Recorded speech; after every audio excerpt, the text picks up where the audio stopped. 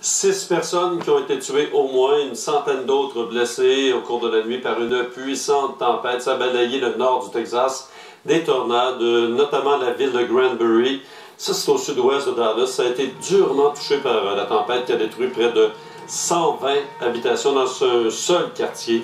14 personnes portées disparues ce matin. Donc, on a des images qui nous parviennent ce matin. On vous avait montré des images nocturnes.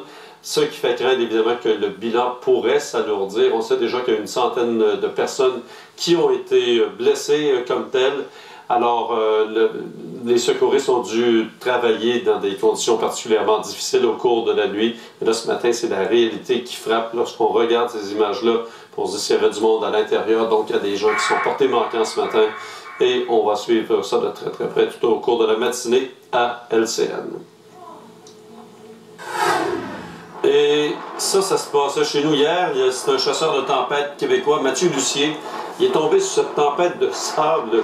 Je crois que c'est à Saint-Édouard, en tout cas c'est à Montérégie. Un phénomène qui est habituellement causé par des forts vents et des sols arides. On va s'entretenir avec lui.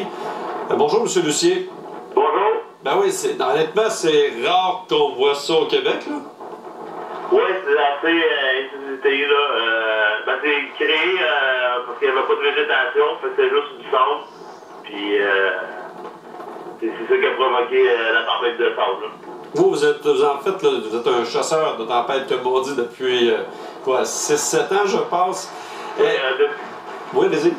Oui, depuis 2005. OK, mais tu sais, il faut être dans le secteur là, quand ça se produit. Là. Vous étiez là, est-ce que vous vous attendiez à ça ou quoi? Pas vraiment. Moi, je suis parti de chez nous pour vers le sud du Québec parce qu'il annonçait des risques d'orage. C'était faible, mais c'était quand même là. Fait que j'ai décidé d'aller dans ce coin-là. Puis, à un moment donné, j'ai vu ça au loin. J'ai vu en premier, je pensais que c'était un feu. Puis, je me suis rapproché. Puis, en me rapprochant, là, j'ai vu que là, c'était vraiment... il y avait des vents assez puissants en avant de la ligne de précipitation qui faisaient soulever la poussière au loin. Là. OK. Donc, sur le coup, vous pensez que c'est un incendie. Vous êtes à quoi, à ce moment-là? Quelques kilomètres des lieux? Ou... Oui, j'étais entre Saint-Édouard et Saint-Rémy. Puis je me suis rapproché de Saint-Édouard, puis c'est là que j'ai vu le nuage de poussière. Là. Ça a duré combien de temps, ça, là? Je dirais que moi, je suis arrivé vers 15 heures, puis ça faisait quand même un bon bout là, que je voyais ça au loin. Puis, vois-tu, je suis parti de là vers 15h30, puis ça continuait. Ah ouais? Puis, aussitôt que la ligne de précipitation est arrivée, ben là, la tempête de sable s'est dissipée.